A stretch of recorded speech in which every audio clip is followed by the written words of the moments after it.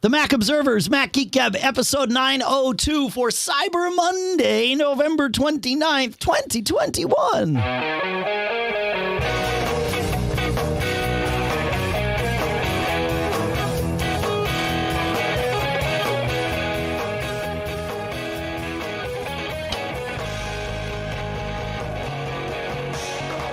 Greetings, folks, and welcome to the Mac Observers, Mac Geek Gab, the show where you send in your tips, your questions, your cool stuff found.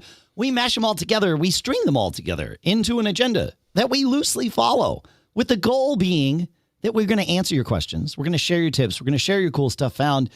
We are going to help us all solve our problems and, in the process, learn at least 5 new things.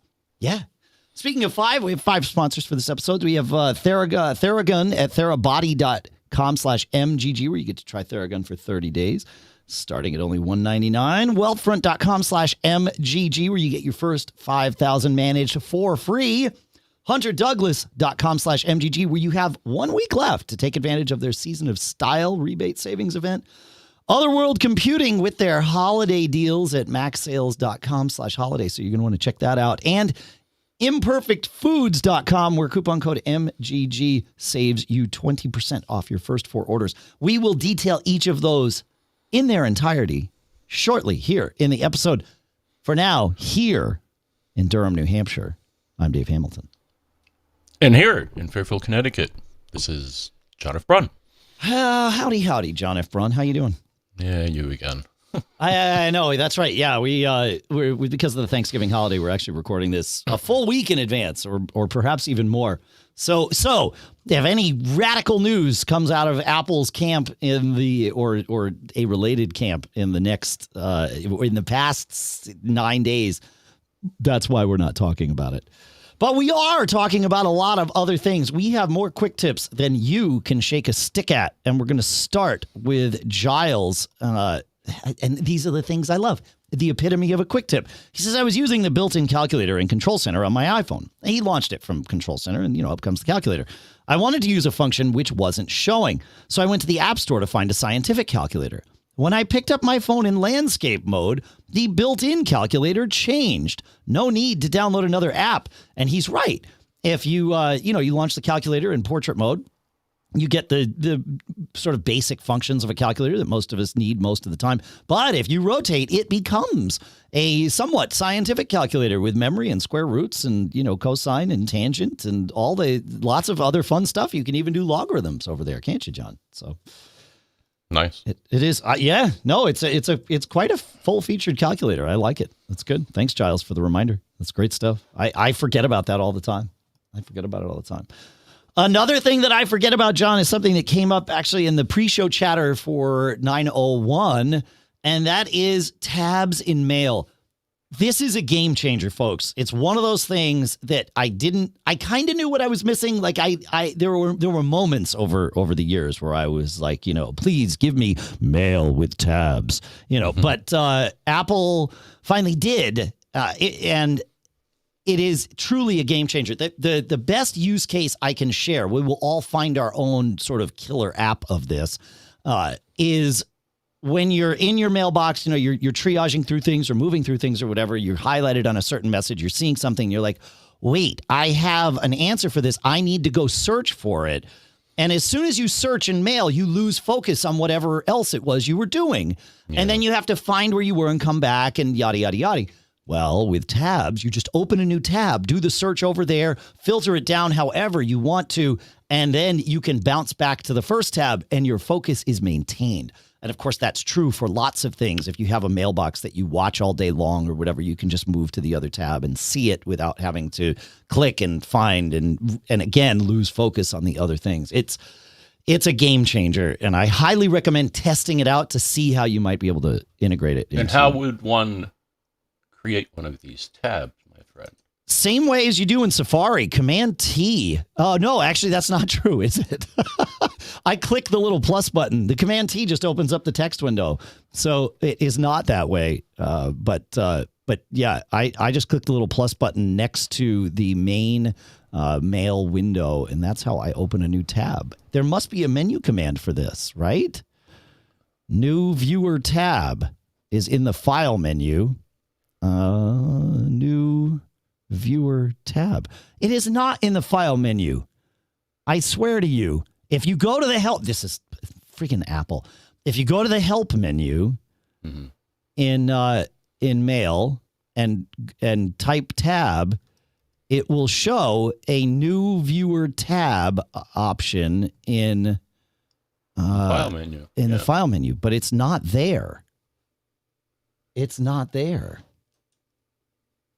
That's the weirdest thing. So you just have to do it by clicking the plus key. Fascinating. Hold on. Is it like a shift? Okay, so it normally to open a new viewer window in Mail, you would do Command Option N, and if you add a shift to that, it becomes a tab. So it's Command Option Shift N for anybody that really would bother to do that. Command Option Shift N. It does indeed open a new tab. So that's why it shows up in the Help menu, because it is in the File menu just with the correct modifier keys. So if you hold down the Shift key on the File menu, you'll see it, and then you can see the whole deal. What a weird thing. But I love it. It truly is a game changer feature. I highly recommend attempting to incorporate it into your workflow. It's, let us know how it goes. Feedback at macgeekgab.com. Feedback at macgeekgab.com? Feedback at macgeekgab.com is where Todd sent in his quick tip, isn't it, John? Yes, good follow-up. I am also very fortunate to have recently moved from a 2017 MacBook Pro Touch Bar to a 16-inch MacBook Pro M1 Pro, but I had created a Touch Bar button to put my MacBook Pro to sleep and now have no clear way to recreate this. Follow-up from our shutdown, your quest to find a way to trigger the shutdown options. Yeah. Then I found an Apple support page, and under Sleep, Logout, and Shutdown Shortcuts, I found the key combination to sleep my MacBook Pro. Option, Command, Power button. All right. Oh, interesting. Option, Command, Power button will put your Mac to sleep. No, I won't do that now. Okay, great, good thinking. So it is there. Okay, good stuff. I like it. Nice. Thanks, John. Thanks, Todd.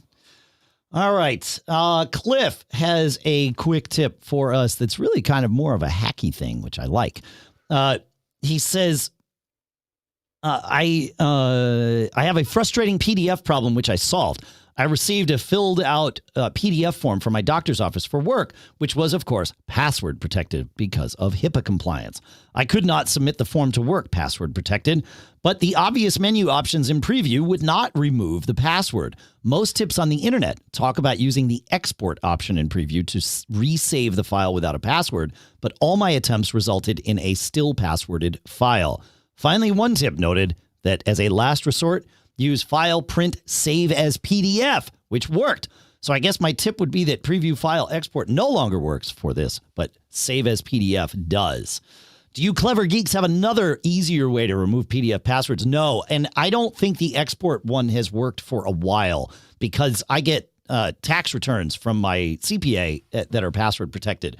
And the first thing I do is I immediately save a copy that's not password protected, because the last thing I want is when I need to go look at 2015's tax return for whatever reason, some college wants it or whatever. And then it comes up and it's like, what's your password? It's like, I don't know. That was like 5 years ago, dude. I don't know what the password is. So having been in that scenario exactly one time and having to spend 15 minutes hunting for the right email from Bob to show me my password, I now just save them. Save as PDF. And that's how I've always done it, is that way. But now, of course, you can use the quick tip from Pilot Pete in Mac Geek Gab 900 to make that Command PP, and boom, you're good to go. So I like it. Hopefully that helps, Cliff. Fun stuff. You want to take us to Adam, John? All right. Adam's got a tricky one here. I wanted to attach a local PDF file to a calendar appointment in BusyCal. This will work in Mac Calendar app too, I think. However, BusyCal does not have a field to attach a file. But I can attach a URL. So on my MacBook, I went to Finder and right-clicked on the file in iCloud Drive and then selected Share, which gave me the option of getting the iCloud Drive link. I copied that and pasted in the URL in the field in BusyCal, and presto, it worked. And what's cool about it is that I can then move or rename the original file, and it still syncs across all my devices. All right. Nice. Cool. These are the things I love. I love. All right. While we're on the PDF thing, Patrick had come in with a tip here, which I swear I will find. He says, it's unlikely that you'll hear this from just me, but regarding Pilot Pete's Command PP for saving PDFs, what I use more often is Command P, Command M to mail the PDF. So he's done the same thing. He goes into System Preferences, Keyboard, and then Shortcuts, and you go to App Shortcuts and add Command M for the mail PDF, and it's a very specific thing, of course, right? So if I will tell you what to add for that, but you can see it when you are there in the print menu. It is send space in space mail, with the S in send and the M in mail being capitalized. So you assign that to Command M. So now he can go there and he can either save it as a PDF, or he can do Command M to mail the PDF. He says, my typical workflow is to use the two commands, and then mail opens up to a new message with the PDF as an attachment. Then I can often use the built-in Mac markup tools to add a signature or some other piece of info right there in Mail. For example, while writing a contract in Word or Pages, hit Command P, Command M. It opens up Mail to a new message with the PDF. Click the markup signal or button and sign the contract, address the email, and hit send. Using this method drastically cuts down on the amount of emails sent without actually attaching the contract. Right. Yeah, so I love this. This is like the confluence of lots of Apple tech, because we're using this menu shortcut thing, which actually has been there forever, or maybe not forever, but very long time. But we only just stumbled onto it thanks to Pete and David Sparks, and then using the markup features that are built into all the Apple apps when they have a PDF. So you don't even have to move to a different app to do your signing and then move that into Mail. You just move into Mail and boom, you're good to go. I like this. The only problem with that I'm thinking about is the only place you would have a signed copy of that PDF would be in your sent items, unless you manually just drag that signed PDF out to to the Finder somewhere if you want to save a copy of the signed contract, of course. Yeah, this is good. I like it. It reminded me of something, but I forgot what it was. There was something in there. New mail, new message. Oh, when he says it cuts down on the amount of emails sent without actually attaching the contract.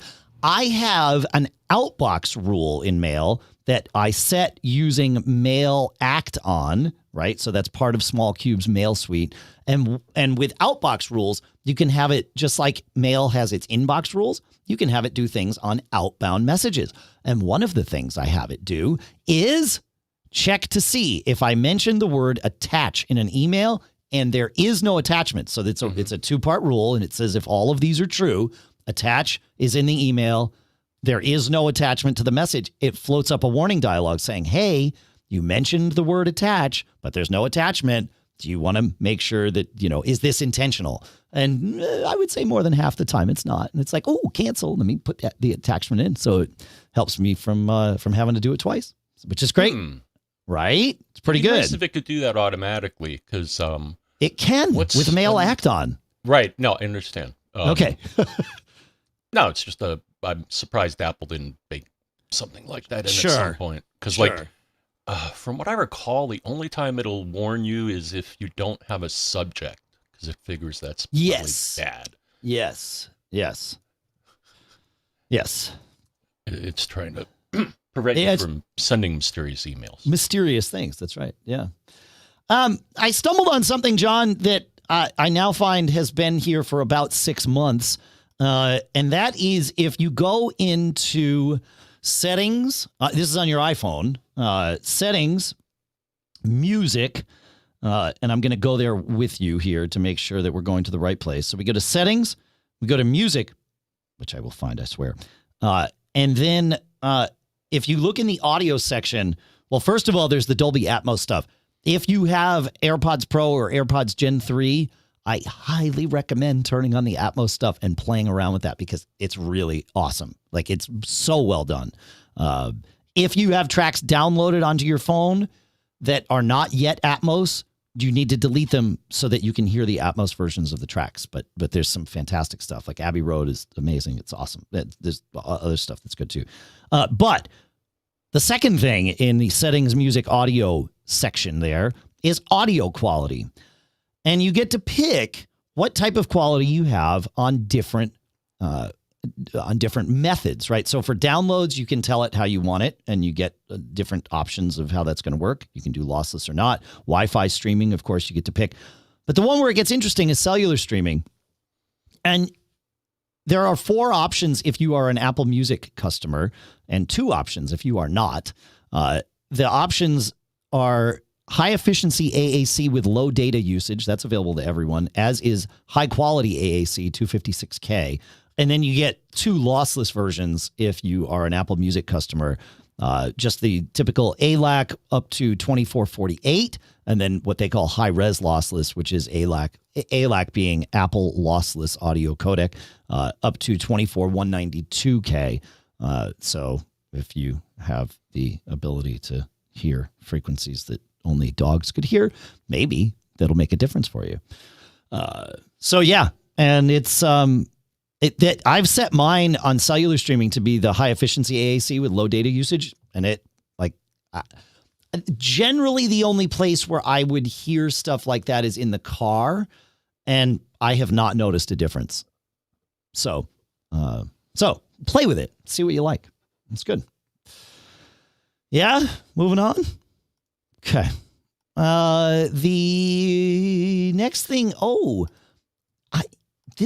John, I had no idea until I read an article here at the Mac Observer from Andrew Orr that Disk Utility in Monterey can now manage your APFS snapshots. It's fantastic. And there's a great article, an in-depth article from Howard over at Eclectic Light, where if you do this, if you go and choose that option, it will show you all of the snapshots, what created them, and you can manage them, and it's like a really robust snapshot manager right there in Disk Utility, and you get there in the I think it's in the View menu. You go to Show APFS Snapshots. So pretty cool. Had you seen this yet? Yes. Okay. Yeah. Well, or if you have Carbon Copy Cloner, it does that too. But, well, right. It's nice that Apple adds it. Yes. Exactly. Yeah. Right. Previous to this, you're right. Carbon Copy Cloner was the only way to do it. And now we get it from Apple. Finally. Like, what had Apple been doing over the years? Like, what utility did they have that we couldn't touch? Carbon Copy Cloner. Maybe. Yeah. You're probably right. Yeah, good stuff. All right. And then our final quick tip, and then we have some keyboards to talk about. I'm excited. And then other things too, is from Steven, which is a follow-up to last week's episode. Yes, even though we recorded these 2 episodes back to back, and for us, 901 has not even been released yet, Steven has a follow-up to 901. And I say that, and then I don't even have his. It's because it's not a PDF for us. We were talking about the network quality terminal app on macOS Monterey, and Steven sent us a link to Apple's support article that, first of all, talks about the network quality app in terminal. But the name of the support article is Test Wi-Fi Networks with Apple Network Responsiveness. And it says the Apple Network Responsiveness Test measures the responsiveness of a network or its ability to multitask when multiple devices and apps are sharing the network at the same time. And of course, on the Mac, it tells you to run the new network quality app in terminal. On an iOS or iPad OS device, though, John, there is now a way. You have to install a Wi-Fi profile from Apple's developer website. So you need to be an Apple developer.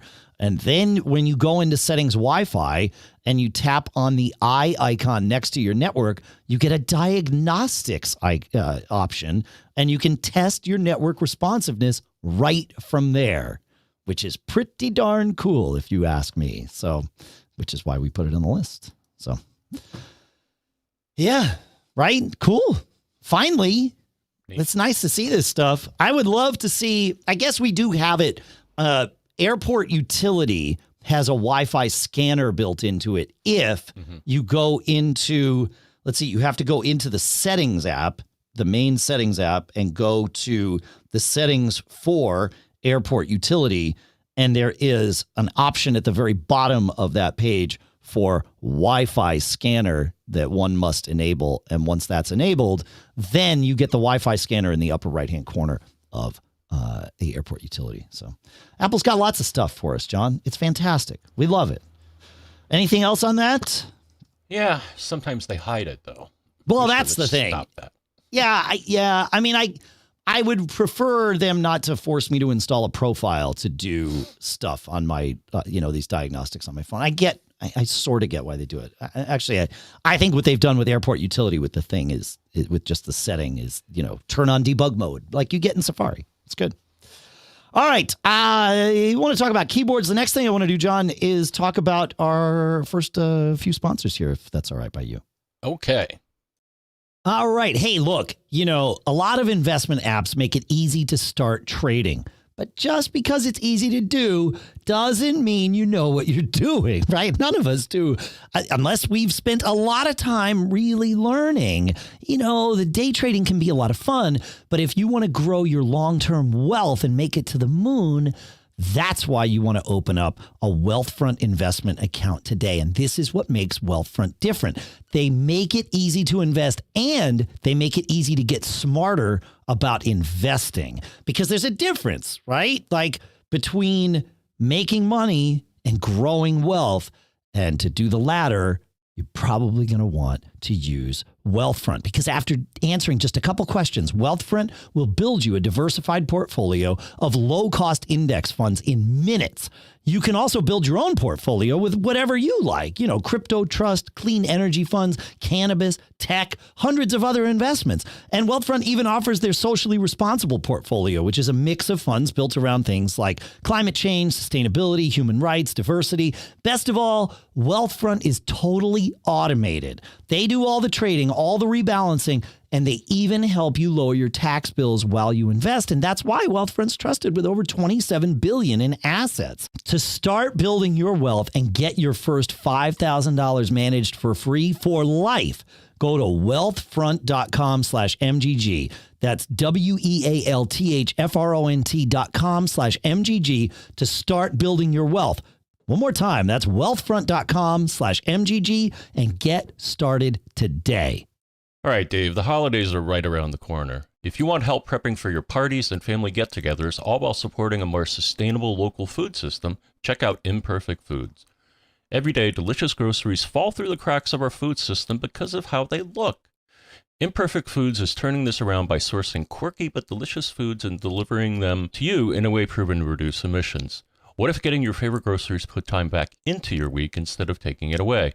With the weather getting colder outside, stay cozy and let Imperfect Foods deliver you intentionally sourced groceries with just a few clicks. And I got the variety pack, Dave. It's a lot more than just funny-looking produce. I got I'll call it a protein pack, smoked salmon, grass-fed beef strip steak, bacon. I mean, who doesn't love bacon? Chicken sausages. So that's for dinner. But then you may ask yourself, what about dessert? Well, got some peanut butter cups, wonky chocolate bar pieces, and double chocolate brownies. I'm not going to eat them all at once.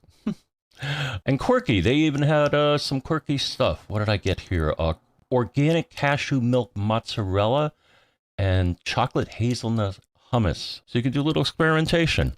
So right now, Imperfect Foods is offering our listeners 20% off your first 4 orders when you go to imperfectfoods.com and use promo code MGG. Again, 20% off your first 4 orders. That's up to an $80 value at imperfectfoods.com. Promo code MGG. Go to imperfectfoods.com and use promo code MGG. And we'd like to thank Imperfect Foods for sponsoring this show. Very nice. Listen. Who doesn't love to live well, to be perfectly at ease, in comfort, and in style?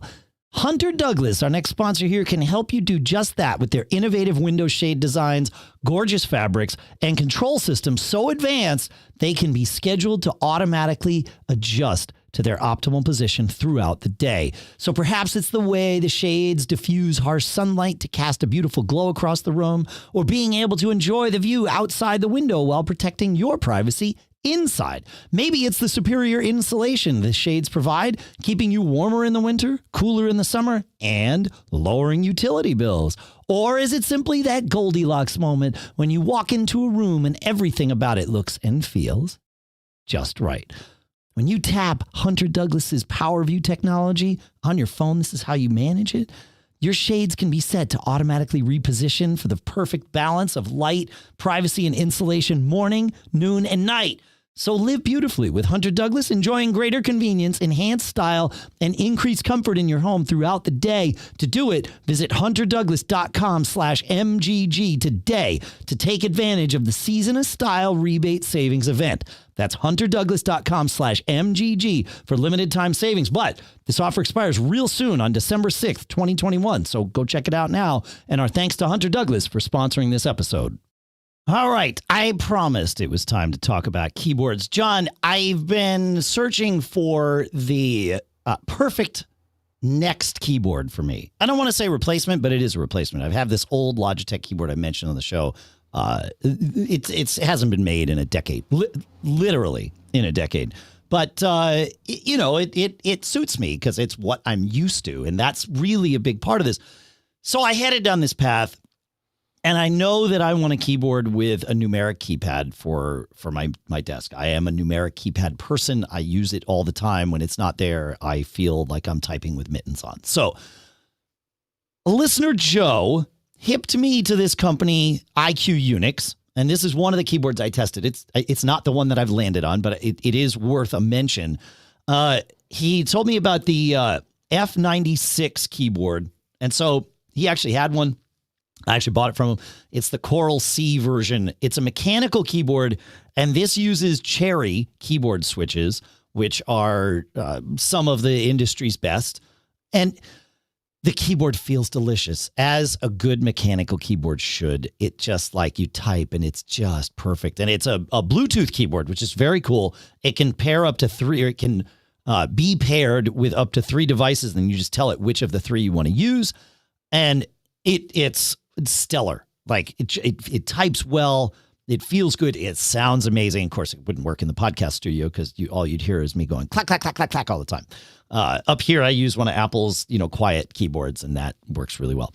But it's a fantastic keyboard. The problem with it is, and you can see this if you go to their webpage and look at it. Again, it's the IQUNIX F96 Coral C, but they have lots in the F96. The Coral C is just a color pattern.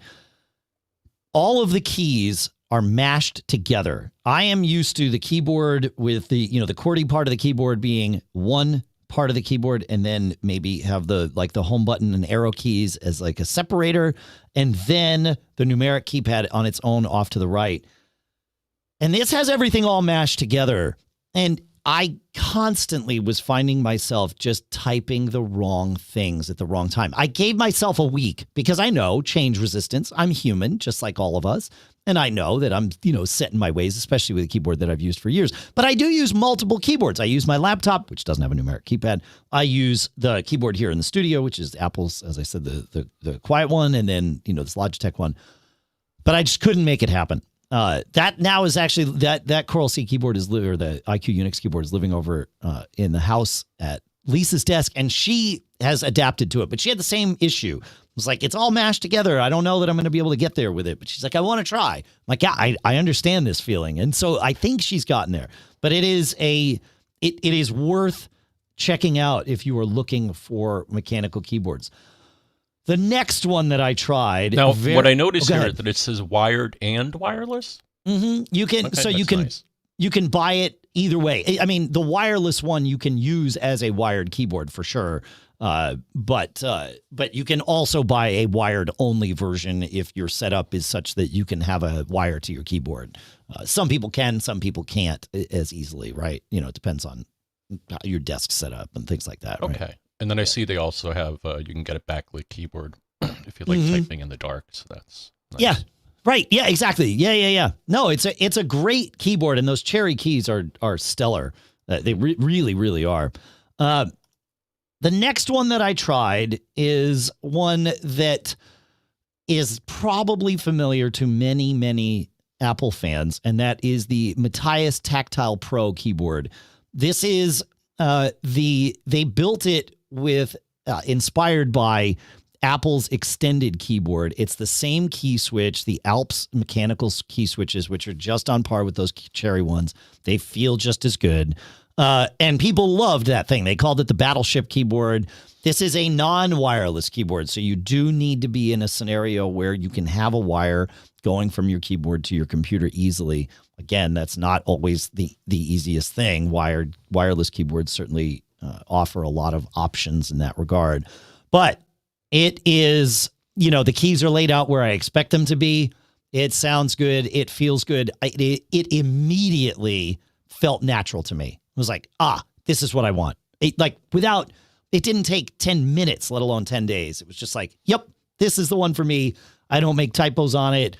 I can plow through things. It sounds good. It feels good. But again, it is wired, which may be a deal breaker. One cool thing that they do is they put all of, you can hold down Option like G and get the copyright symbol and things like that, John. They put all of those on the keys. So nice. It really is nice. And also the function keys on both of these keyboards, the function keys could be used automatically. It's sort of pre-programmed, I guess, in macOS for changing the volume and play, pause, and skipping tracks and things like that. This keyboard has those functions also marked on the function keys, so you don't have to remember that, is it F8 or F9 that mutes the sound or whatever it is. You just look and you hit the mute button and you're good to go. So the thing I liked about this style of keyboard, yes, sir. So that was one of my favorites, was the Battleship. Mm-hmm. The thing that drove me crazy about keyboards that came with future Macs is that they wouldn't tilt. I like to have a bit of tilt in the keyboard, and sure. The Apple one, and I assume this one, it's kind of hard to tell. Yep, has an adjustable height. It is. You can set it to two different settings: tilt or not tilt. Okay. Yeah, and again, depending on your desk setup and the height of your desk and all that, you may or may not want the tilt. So, yep. I am finding my Logitech keyboard had a wrist rest built into it, and I am finding that I'm probably going to want to order a third-party wrist rest.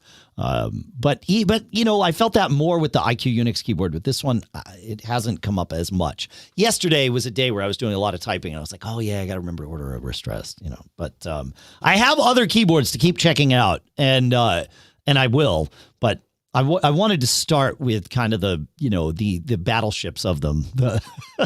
The mechanical big keyboard that, might sit at your desk. It's not the thing you're going to travel with or anything like that. These are heavy keyboards, which is good. They don't move around. They don't, they stay where you put them, and you can bang on them all day long, and they do what they need to do. So just don't expect people on a Zoom call not to know that you're typing an email while you're on that Zoom call with them, because these keyboards make noise. So they are not good for podcasters in the podcast studio, for sure. More on that, John? I'm good. All right, cool. Let's talk about a couple other keyboards. Glen, and it's been a few episodes since we've talked about keyboards, and we've had this one from Glen in here for a while. Glen says, I tried several keyboards and finally found the Keychron K2, Keychron K2. It's a great keyboard. For me, he says, the best ever. He chose brown switches, and they are perfect for him. The reason to order the K2 model was the small width. I often had problems with my shoulder. I bought the Logitech MX Ergo. Since having this setup, my shoulder problems are gone. I also tried a TL key keyboard from Apple, A1242, but I wanted a mechanical keyboard again, and there were some limitations because there are not so many keys. The big advantage of this Keychron keyboard is a switch to choose between Mac and Windows. The keyboard is delivered with Windows and Mac keycaps. I work a lot in home office, and I have to use Windows, so it's easy to use my K2 back and forth with those. Yeah, So maybe that's what this is. Maybe it's this idea that 75% layout of a keyboard. That's what this this A2 M2 thing is. But yeah, there you go. That Keychron looks quite nice. Quite nice. Yeah. Thanks for that, Glenn. Good stuff. Thoughts on that, John, before we do our last one the here? multi-device switching is pretty neat. It is, and like I said, that's one of the things that the iQUNIX did really well. It just has keystrokes. I think you hold down, I forget what it is, but I think you hold down function 1, function 2, or function 3, and that sets it between the 3. And there's a little status light that changes color when you are pairing to the new device. So you get some feedback that, yep, this is what's going to happen, and here's how it's going to be. So yeah, it's pretty good. Speaking of a keyboard that can switch between devices, Tim brings us our final entry in keyboards for today. I recently purchased the Logitech K780 keyboard to use in my home office.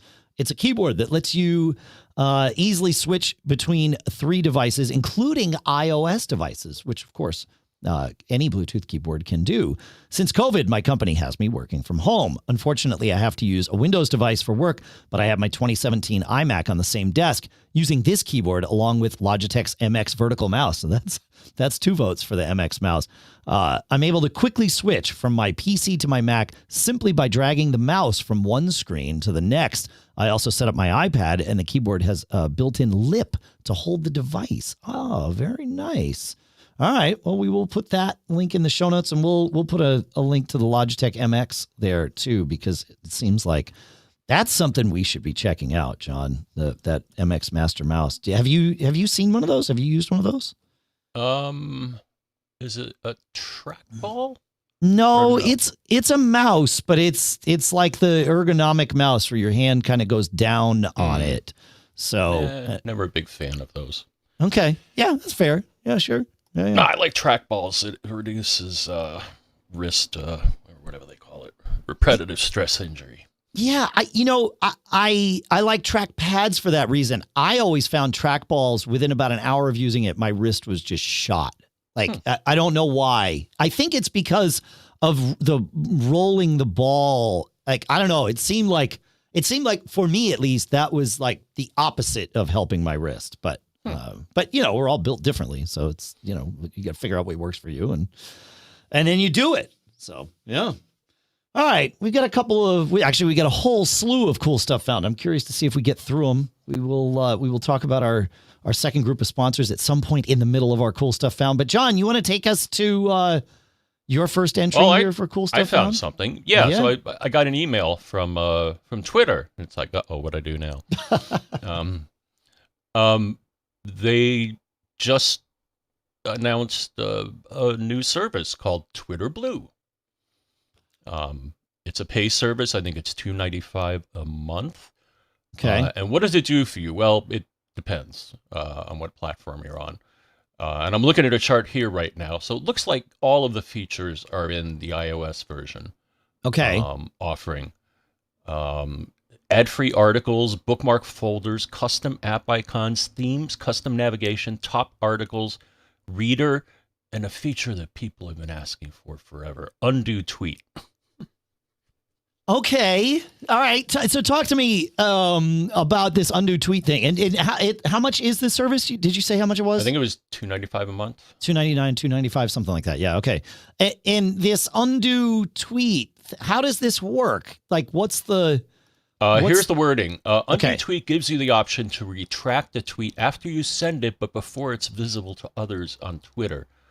It's not an edit button, but a chance to preview and revise your tweet before it's posted for the world to see. Once the period is over, the tweet is viewable to your followers, and you can either leave it or delete it. All right, so it's not quite an edit. It's not an edit, but it's essentially a delayed post of your tweet. Yeah, it's take it back feature. Yeah, well, or don't post it, because I don't think, based on what you just said, it sounds like it sits in a holding pen for for a minute and before it goes. So I have some experience with this kind of thing. I mentioned before I use Mail Acton to look at my outbox rules. Well, Mail Acton also has a feature that lets me delay sending an email. and I have my defaulted to 2 minutes. I've mentioned this before, so I won't go too deep into it, but it allows me that same kind of functionality where, you go through the pain of composing an email, or in this case, a tweet, and you hit send. And then as soon as like the pressure cooker is off of being in the moment, usually for me, within about 10 or 15 seconds, anything that I wanted to change or do or add to that email immediately comes to mind. And it's like, oh, crap, I wish I had done that. And this allows for that exact same kind of thing with Twitter. I like it. That makes sense. All right. That's cool. Fun. I don't know. It's something. It's nice to see them moving up in the world. I would like to see them enable edits, but I grok that there's an issue with that. Like, it's not just as simple as let me edit my tweet. If it were, I think that would be a done deal. The issue is, if you post a tweet and then I reply to it, and then you go and edit your tweet to make it, my reply may not be as relevant, and depending on what the subject matter is, that could be, just trivial or really not so trivial. So like Facebook, they have a whole edit history that you can see when there's a post or a comment that's been edited. And then I've even gotten notifications when I reply, I comment on someone's post, and then their post gets edited in a significant way. I've gotten notifications from Facebook saying, hey, that thing you replied to has been changed. You might want to go look at this. And so, I mean, I think that's where Twitter is, foundational platform is probably not built to do this, right? So this is their workaround. Like, okay, well, we'll just wait a minute to send your tweet, and you can decide whether you actually wanted to send it. I'm surprised no Twitter clients have done this yet, like third-party Twitter clients. Twitterific kind of does. They have a delete and edit feature. Sure. So you can highlight one of your tweets, delete it, and then edit it. So like if you realize that you see your tweet and you spelled something wrong or something. But sure, that brings up the problem that you indicated, is that, anybody that's replied to your original faulty tweet will be, left hanging out to dry. Yeah, those replies get orphaned. Yeah, exactly. Yeah. Well, but I mean, I haven't seen any third parties do the delayed post thing, like write it now, post it in a minute kind of thing. I thought TweetTech. You can queue post for the future, but just like this with Twitter Premium, what's it called? Twitter Blue. It's baked into the functionality. You hit post and your post actually doesn't go, your tweet doesn't go live for a minute, right? So that's the part. But you're right. The TweetDeck and lots of other tools, Hootsuite and things like that, let you queue up tweets for the future for sure. Yeah. Huh. Yeah. Interesting. All right. Cool. In the Sonos world, especially the Sonos home theater world, we, for a long time, have been wanting DTS audio support. And this week / last week, depending on when you're listening, we got it. It adds DTS audio so that you get, in addition to Dolby Digital, which is what we had previously. So DTS support means that surround sound from more sources comes in. Blu-ray discs that use DTS can now fully be supported on your Sonos. It's not just the new ones like the Arc and the Beam, but even the first gen Beam and the Play Base and even the Play Bar that goes all the way back to 2013 supports DTS now. Even the Sonos amp, which is their, use roll your own speaker kind of thing with their amplifier, supports DTS, which is fantastic. It does not, and I'll use the word yet, and that's my word, not Sonos's word. It does not yet support DTS HD. So if you play a DTS HD source, it will sort of downsample it to DTS. So you're still getting DTS audio. You're just not getting the HD version of that audio. But it'll show it. I tried it with something, and it came up in the little Sonos app that shows you things. DTS Surround 5.1. And so I was really stoked. Like that's a huge deal. That was a big holdback for the Sonos home theater thing amongst the aficionados. I mean, it still was a great home theater setup before that, and now it got even better. They speaking of the app, they now have next to the volume bar, there's like a little button that looks like EQ sliders, and it lets you bring up your EQ sliders for that speaker setup right there. You don't have to like dig into settings. So if you want to tweak the EQ, you just do it right in the, right on the now playing screen, which is, again, just a really nice, you could do it before. This isn't a new feature, but it is exposed in a better place, I think. So, and I think maybe I've only installed this yesterday as of when we're recording the show, so time will tell. But they added a feature called Battery Saver for their wireless speakers. This has been a huge problem with like the Sonos Roam. It's a great speaker. They say it gets 10 hours of battery life. I've found that that's true, whether it's playing something or not. That's bad. So if the speaker is just charged and sitting there, battery tanks over the course of a day. I had to set my Fingbox to tell me when the speaker would go offline so that I'd know, oh crap, I got to go charge it up again, And it's supposed to be a Qi charging to speaker, the Sonos Roam. You put it on a Qi pad and it starts to charge. But if I figured, I'll just leave it on a Qi pad. And then when I want to take it with me, it's fully charged and good to go. That has not been my experience with it. There's something not quite right. However, this new battery saver thing, you can turn it on for your wireless speakers. And after 30 minutes of being idle, it actually shuts itself off instead of going into sleep mode. So you have to wake it back up in order to use it. But at least when it's just sitting there, it's not tanking the battery over 10 hours of effectively not being used. So I will say though, this is the best sounding portable speaker of its size. It's that pill-shaped size speaker that I've used. It is my travel speaker because it does Bluetooth and Wi-Fi. So Wi-Fi at home, Bluetooth on the road, and it like I don't know how they get the sound, the big full sound out of it that they do. It really, despite the flaws that I've had to live with so far, and maybe this battery saver thing sort of takes those flaws away. It's the speaker that goes into my into my suitcase when I'm traveling. It's fantastic. So, at least there's that. All right. So that's what I got with Sonos. Yeah? All right. Yeah, sure. Let's keep on trucking here, shall we? Mike, speaking of audio, Mike has a cool stuff found of his own to share. He says, I needed to replace the Bluetooth adapter that I use with my iPhone in my car. My 6-year-old Rockford Bluetooth adapter died silently one day. I figured this technology has improved and hopefully the price had dropped. The Rockford looked to be unchanged, both in price and technology, so it's still over $50. He said, so I searched. I found and purchased the TUNAI, T-U-N-A-I, Firefly LDAC Bluetooth receiver for a sale price of around $30, and it has worked great.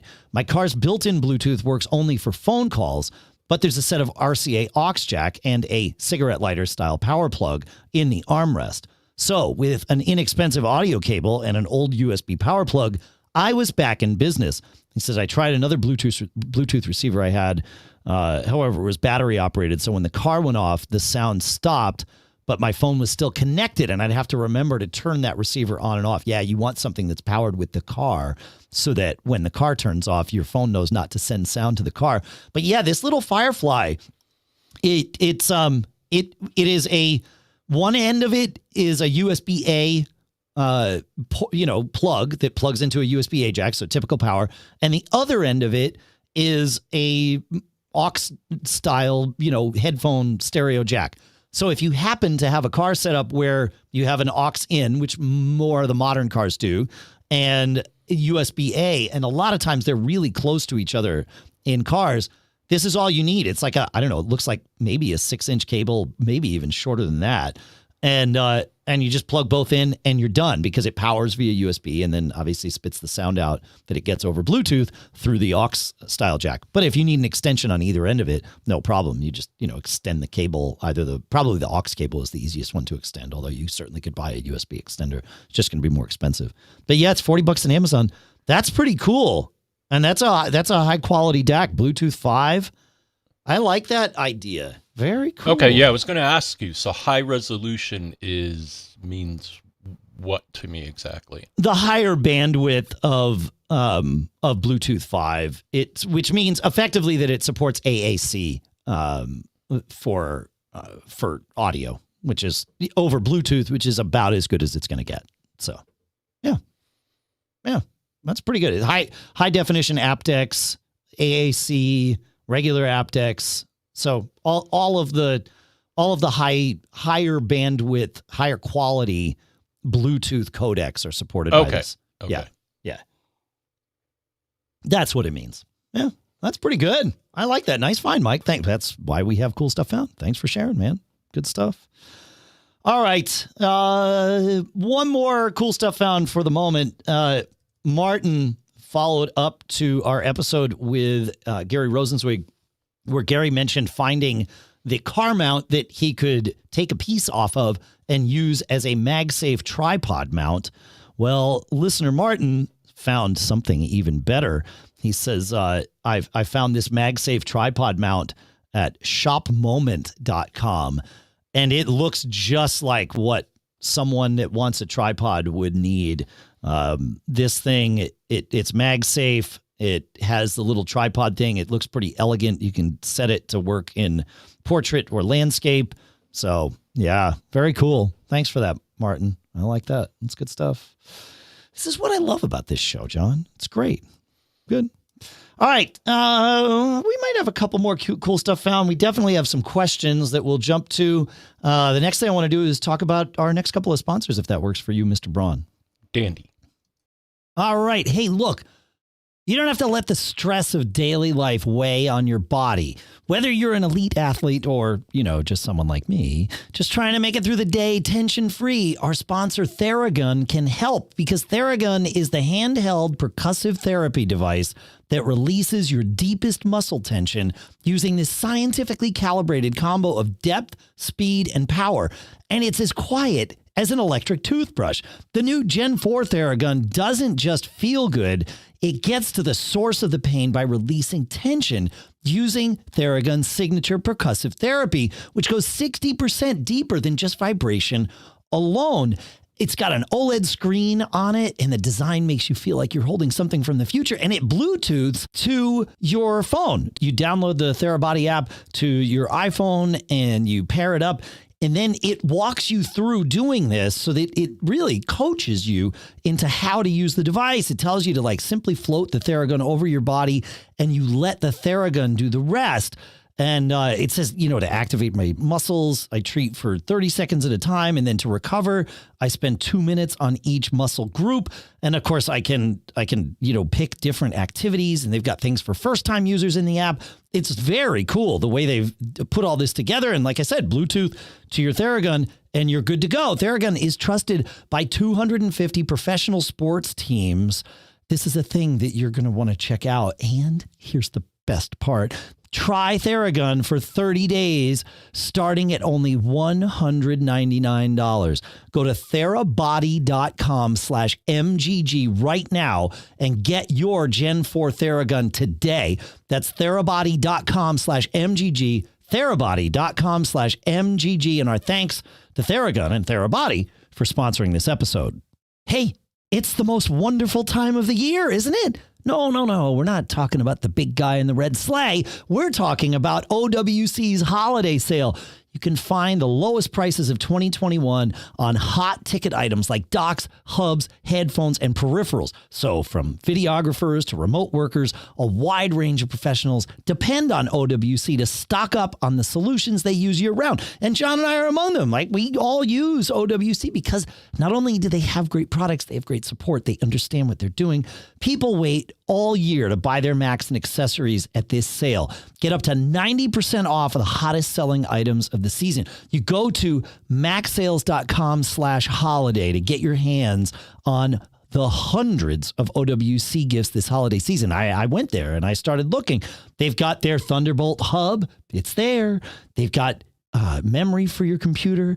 They've got one of those USB 3 port wraparound things. They're famed OWC USB-C travel dock, right? this is where you want to go. This is what I'm seeing when I go there. You get to see different things because it just keeps changing. And that's one of the beauties of OWC and their deals. So go check it out. Again, macsales.com/holiday. And our thanks to OWC for sponsoring this episode. All right, John. Well, I think we should do some questions. You helped Abhi with fixing a stuck iPhone. And well, I don't know if I did. But. Well, that's true. Abhi asked about fixing a stuck iPhone, and you have some ideas, but I think this is going to be a good troubleshooting conversation. Yes. All right. So here's an interesting thing that happened with my iPhone XR running iOS 15. I really got caught with this one, so much that I'm writing this email out from my backup Android phone. I'm attaching a video I recorded of what was happening, but I'll also mention a couple of points for you that may explain in more detail. I think some general lagginess did start showing up on my phone since I installed iOS 15, but this time things were just the next level. Basically, the phone was lagging like I'm now used to with iOS 15, but when I tried to open one of the apps, I think it was Outlook, the app opened and then disappeared. After that, I just could not use even the most basic functions of the phone. Here's all the stuff I could not do. Could not launch any apps, swipe up from the bottom of the screen to go back to my main home screen, invoke the application switcher, lock my screen using the power button. Oh boy. Hold the power and volume key to get the power down SOS screen. Oh yeah, the UDP, I guess. Well, no. I don't know. Not UDP. Right. No, he's just trying to get the standard one, not the force restart one. Right. Yeah. Okay. Yep. And could not use Siri to launch an app. It tried to do it and then said, I'm having a bit of trouble here. Oh boy. Well, at least it knew. It knows something's wrong. Yeah. Here's the stuff that's still working. Siri was working, which thankfully I was able to use to call my dad, who was going to pick me up in his car while this was happening. Use the power button to invoke Siri. The volume rocker was working and functional. I could pull down the notification center. I could go over to the app drawer, but not launch any apps. The screen would time out and turn off by itself and come back up if I turned it on using the power button, and Face ID would unlock and let me get to my home screen. So as you can see from the list of things, I cannot get the phone to do a reboot and get everything back to normal. I've now turned up the brightness to 100%, and I'm basically waiting for the phone to die on its own and then see if things change. First, I want to ask if there's any way you can think of, like, I could have used to force a reboot without the list of things I said were not working. Secondly, I want your thoughts also on a related YouTube video I saw from John Prosser, where he's talking about Apple's doing crazy things with hardware, but somehow their software quality just isn't matching up. Yeah, it sounds like it. Basically, I'm the Apple evangelist in my circle, and always told everyone if I ever had something really important happening in my life, I choose to have my iPhone with me over my Android phone, because I know I could always rely on it, and it would not let me down. But recently, there have been one too many instances where I switched over to an Android phone because the iPhone was not working when I needed it to. Okay. If I was on macOS, Dave, I'd suggest reinstalling the operating system. I think that's damaged on this device. How? I don't know. So there is a equivalent to that on iOS. And Apple has a dandy article here called Restore Your iPhone, iPad, or iPod to Factory Settings. That's the only place I could think of to start. Well, not the only place. Okay, so that's one place, Dave. Sure. Yeah. And basically you run an app and you say restore, and it wipes your phone and installs the OS again. Or Sure. at least that's how they explain it. Yeah. So I try that and then restore from a backup. And hopefully there's not corrupt content in your backup that's causing this. The other place to look is that, let's see, where was it? Settings, General, Shutdown. Maybe you could try shutting it down that way. Oh, is that still there in Yes. iOS 15? Okay. All right. Really? Yeah, I thought there was also a restart there. But then there's, let's see, transfer or reset iPhone. Oh, yeah. There it is. Okay, that's another one you may want to try. And it says reset or erase all content in settings. Now, if you do that, okay. I think you hit the nail on the head with the shutdown. It sounds like this is not a recurring problem for him. It is a one-time problem, right? This is effectively what happened to my daughter that started our whole conversation that led with the UDP suggestion in the last episode. Was her phone was malfunctioning in this way. Like it wouldn't respond. Volume buttons weren't, like, it was almost exactly, but not quite exactly what Abhi was saying here. And so that's when we did the, up, down power thing on it and shut it down. And then it woke up and it restarted and it was fine. Going into settings, if he could get in there and go to settings, general shutdown would presumably do the same thing. But the up down power thing is a more basic restart. Like that it doesn't require software to be behaving in order to do that. But I think this is a one-time deal for him. I don't think it doesn't, the way he described it, this is my phone started freaking out. I don't know what to do. I don't know how to get it out of this mode. And I think you're right. Yeah. Shutting it down or restarting is the key. And it brings up a good piece of advice. We recommend all the time here that you restart your Mac once a week. We've even gone so far as to schedule ours with Energy Saver, and it works out great. But our iPhones don't have that functionality. And for many of us, the only time we restart our iPhones is when there's a software update. And unless there's software updates coming out a couple times a month, I don't think that's often enough, because you can easily go a month or more without restarting your iPhone or iPad. And these things are complex computers with complex software that gets tied in knots. And I think that's what we're seeing with Abhi here and what my daughter was seeing too. I think we just need to restart our phones, at least once a month. But I would say once a week might be more often than necessary. I'm not going to say too often. It's not going to harm anything. But I would say, twice a month is probably the right amount to restart our phones.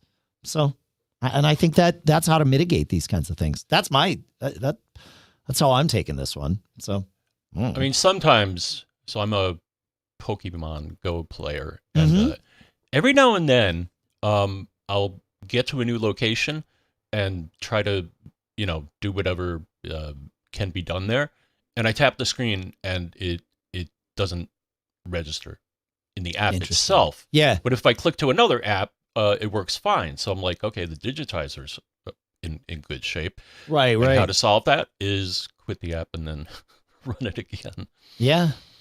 Yeah, right. And it could be as simple as, and I say simple as going and like quitting all your apps. Although I'm pretty sure my daughter did that when hers was malfunctioning, and that didn't help the system at all. But sometimes, on your Mac, you get an app that's run away, and if you can successfully quit it, and we've all seen those times when the app quits, but it doesn't really quit, and it's like, yeah, I just need to restart. I've been having a weird problem. This reminds me, and I don't know how to solve it yet. We'll get there. But I've been having an issue where my external SSD that I store like my photos and music and stuff on just goes offline. And it seems related. This is on my M1 Mini. It's a Thunderbolt SSD. It's connected to the OWC Thunderbolt dock. And part of me thinks that it's, that Thunderbolt dock has a cable that comes around the front because it's also made to be used with laptops. And part of me thinks it's something about that cable getting nudged, but like this morning, the drive wouldn't mount or wasn't mounted. And even unplugging like the Thunderbolt cable from the dock and plugging it back in didn't remount it, but restarting did. So I don't know. It's weird, but I'll keep you all posted as I move on. But yeah, these things just need restarts every now and then. So I don't know. Yeah, I don't know. We have a somewhat related question here from listener Ben, which might be a tip, actually. We're not sure. So take this advice as questionable advice, but it might be the thing. In episode 900, John, we were talking about when you go into iPhone and you go into reset, but you choose reset network settings, that you lose all your wireless networks on the phone. But but like they remain in iCloud Keychain because, for example, I had done that with my phone, and my phone wouldn't connect to the Wi-Fi network at your house, but my brand new, less than 1 day old MacBook Pro did because it synced it down from iCloud Keychain. And so Ben says, I experienced this same thing a few years ago when I had my iPhone battery replaced. Only afterwards did I learn, I think, he says, that you can disable iCloud Keychain before doing the reset and retain all of your networks afterwards by then re-enabling iCloud Keychain. And this seems to hold up. Like, why wouldn't that work? So I'm curious about this. And to that same end, if you did this before disabling, if you just did the reset and didn't disable iCloud Keychain, could you disable iCloud Keychain, let it do its full disable, maybe even restart the phone for good measure? When it comes back up, re-enable iCloud Keychain. Would that pull the entire copy down of those Wi-Fi networks, not just the ones that are new to the phone? Like, I don't know. It's interesting. So next time I have to do a reset network settings on my phone, I'm definitely going to try this. But if one of you truly knows the answer, feedback@macgeekgab.com. We would love to hear from you about it, because that would be a great solution to that pesky little symptom of the reset network settings.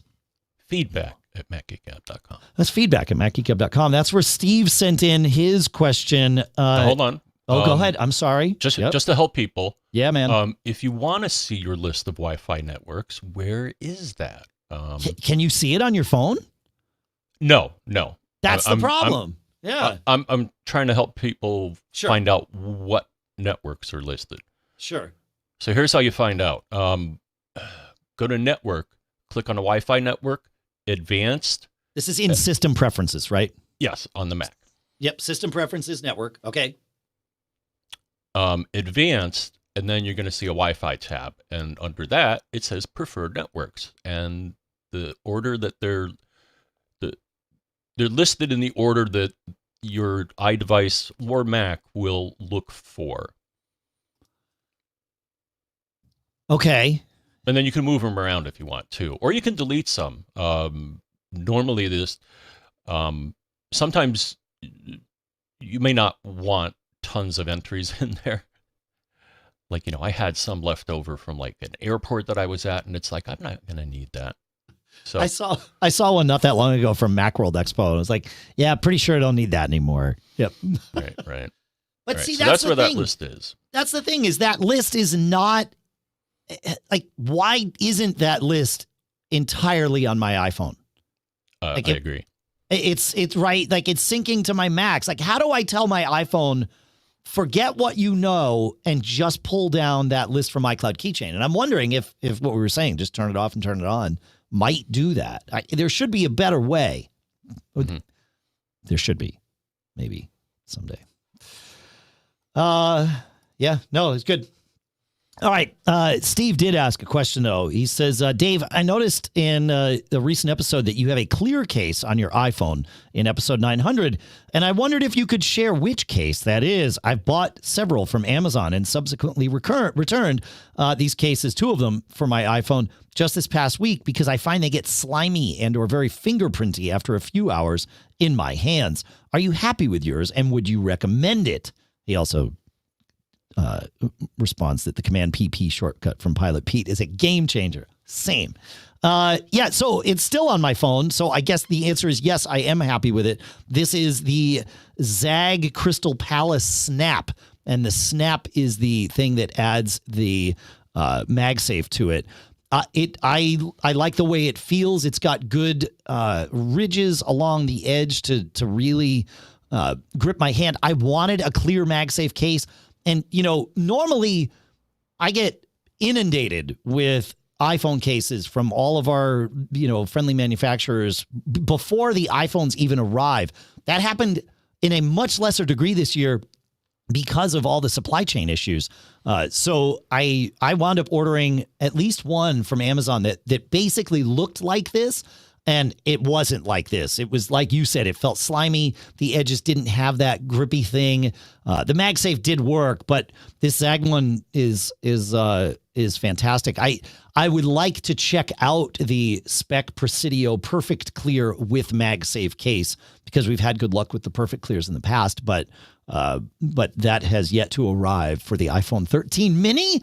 But yeah, I'm super happy with the Zag Crystal Palace Snap, and it's the one that's going to be on my iPhone for my Thanksgiving travels. So there's my endorsement for you, I suppose. I have lots of cases to choose from, and am not considering a different one for this trip. So there you go. No. Have you been messing with MagSafe yet, John? Not really. Okay. Okay. I mean, I got some charging discs that I'll use sometimes. Yeah. We got the also. Well, no, we got the oh yeah, the MagSafe chargers from My Charge. Those those charging packs are fantastic. I got another one too. I don't have it queued up here, and I don't have the name of it, but it is a preview of a future cool stuff found. It is a MagSafe charging brick that just attaches to your phone, right, via MagSafe, and so it stays on your phone. It's got a little kickstand in it, and the charging disc works for MagSafe and Apple Watch pucks. So nice. Yeah, so I want to test it a little more before I start telling people to buy it, but stay tuned. I promise it'll be in the next episode. One way or another, I'll either tell you to buy it or tell you to steer clear of it. I am going to bring it with me on my travels. So, but yeah, to solve the watch and phone thing at the same time, that's pretty clever. So, yeah. I'm fairly certain when I plugged one into my Mac that it charged it. Okay. It charged your Mac, you mean? Correct. If I plug the My Charge charger and connect it to a Mac, it'll start charging the Mac. It would need at least 30 watts of output power to do that, to be power delivery for a Mac. And really? I didn't think those My Charge ones. Check it, because I've done that. I'll double check it. On the side of it, and actually it was funny because I think I saw you trying to read what was on the side of one of them. Oh, yeah. It says 10 watts on the back. So that would... So... Why is it charging my computer? Well, Maybe your computer might be confused. Because I've done this before where I've plugged because it's USB-C, right? So plug it in, see what happens. And I've seen it where my computer will go back and forth between, I think I'm charging. Oh, wait, I think I'm charging that device, and it just becomes this. Yeah. So test it, because some of those battery packs can do that and some cannot. Mm-hmm. Okay. But it's good to know that threshold. And then. Yeah. Yeah. And then I got their non-MagSafe one. And I got to say, I love who's non-MagSafe one, John? That's a Spec. Got it. Okay, cool. But no, I like their clear cases. This is the first phone where people actually noticed it and said, hey, is that the new iPhone 12? And I'm like, wow. Yeah. Because they could see that it's pretty. It's blue. Right. And when the 12 came out, it was the only one that was blue. Yeah, that's right. Yeah. Cool. And it has drop protection, which is nice. Sure. And I have had a couple of tumbles. We all do. Yeah. No, that's always my concern when buying like a $12 case off of Amazon. It's like, okay, like, is the phone gonna stay in there when it drops? Is it gonna actually protect it? Those sorts of things. So yeah. Yes, is good. All right, where are we here on this? We're basically done with the episode here. Yeah, I want to share one more thing. It's one last cool stuff found. It's from a company called Lovesac, which makes couches. They partnered with Harman Kardon to make what they call the Lovesac StealthTech. So you know me, I love speakers in my living room, but they aren't always the prettiest things, right? And sometimes, they're in fact ugly and get in the way. The StealthTech, the idea behind this is the Lovesac people. They're the ones that build these, that sell these modular couches. They essentially have like two parts, and you can build your couch and your ottoman, and they stick together, and it's fantastic stuff. Very cool. Not inexpensive, by the way. You pay for what you get with this. StealthTech bakes in to the couch your subwoofer, your rear speakers, your Qi charging pads, but none of them are visible They just are there. So you have like a keypad in the armrest of your couch. You put your phone there, boom, it's charging. Put your AirPods there, boom, they're charging. You've got the subwoofer underneath the thing. You've got your speakers around it. They had a press event. It was in LA, so I didn't get to go to it. I had to watch it, and so I didn't really get to experience these things. But it's Harman Kardon speakers and then the Lovesac couches, which are built to be, they say, the only couch you'll ever buy, right? Because you can replace the covers and just keep it and extend it and all that good stuff. So I wanted to share that for anybody that's kind of in the market for that sort of a thing. I like the concept. I haven't personally experienced it, but I thought it was pretty cool. So I just wanted to share it. I've had it on the list for a couple weeks. So that's what I got, man. Starting at $4,800. Yeah, exactly. $4,800 for like a 4-piece little thing. Yeah, it's crazy. It's like I said, it's not inexpensive. Mm-hmm. They are proud of what they've built there for sure. So, all right, that's what we got. Right? We good for today? Okay. I don't know why this audio interface or this control surface. It's not an interface. That's a control surface. Doesn't want to let me control the volume on our things. It's like, what the heck, man? I want to be able to do that. It's part of my deal. I like to be able to control the things. That's why it's sitting here. It just gets locked out of Logic. That's weird. That's what we got for today. You got anything else, John? Anything to say to him? Anything to share with him? No. Okay. All right. Thank you. Yeah. For your support. Indeed. Thanks very much for everything you all do. Thanks for your questions. Thanks for your support. If you're a premium person, at macgeekgab.com/premium if you want to learn more. Thanks for your tips and your cool stuff found. That's what keeps the show going. We love it. It's awesome. That's what I got. Thanks for visiting our sponsors. As we always say, you can go to macgeekgab.com/sponsors. We keep that page up to date for you with all the current deals. Even if the sponsorships aren't current, if the deals still exist, we keep it there for you. But you can go check that out. And then, of course, there or right here in the show, you will learn about the sponsors that we mentioned in this show. So if you go to maxsales.com/holiday, therabody.com/MGG, HunterDouglas.com/MGG, ImperfectFoods.com, where MGG saves you 20%, and Wealthfront.com/MGG. Thanks for hanging out with us, folks. As always, fun stuff.